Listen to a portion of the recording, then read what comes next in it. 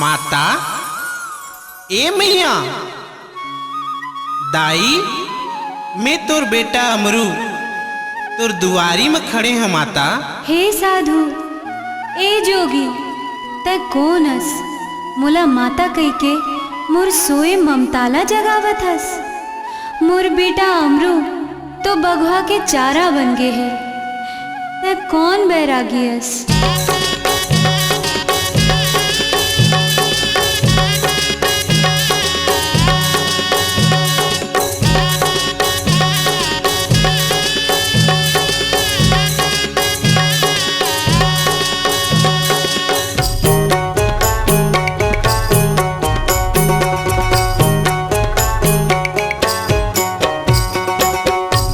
बैरागी नो हम तुर बेटा अमरूता बाबा बैरागी नो हम तुर बेटा अमरूता तै कैसे चिन्हत नहीं सो ए मोर दाई तै कैसे चिन्हत नहीं सो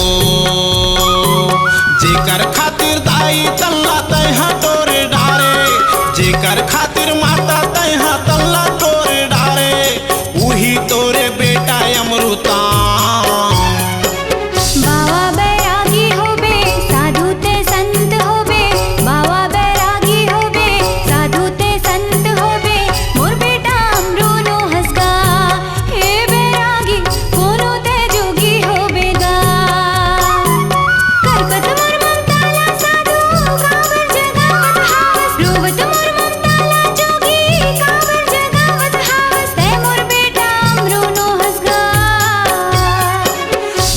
बैरागी नो हम तोर बेटा अमरूता कोनो मैं साधु नो हम तोर बेटा अमरूता तै कैसे चिन्हत नहीं सो ए मोर दाई तै कैसे चिन्हत नहीं सो।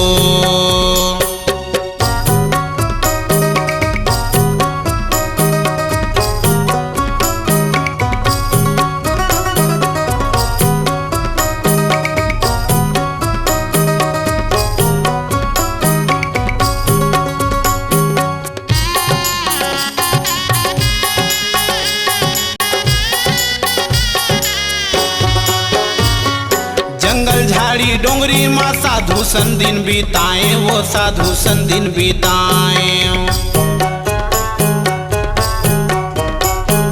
सतपुरुष के महिमा में दाई थोर को दुख नहीं पाए वो थोर को दुख नहीं पाए। दाई दाई पुकारत रहे कोनो तो नहीं आए वो कोनो तो नहीं आए। सत्य नाम के ध्यान लगा के तोर दर्शन ला पाए वो तोर दर्शन ला पाए। नहीं है तो विश्वास माता परीक्षा तय ले ले सात लोच के कपड़ा रख के गोरस तय पिला ले तोर ममता के दे दे मोला छाम। बाबा बैरागी होबे साधु ते संत होबे बाबा बैरागी होबे साधु ते संत होबे मोर बेटा अमरू नो हसगा हे बैरागी कोनो ते जोगी होबेगा।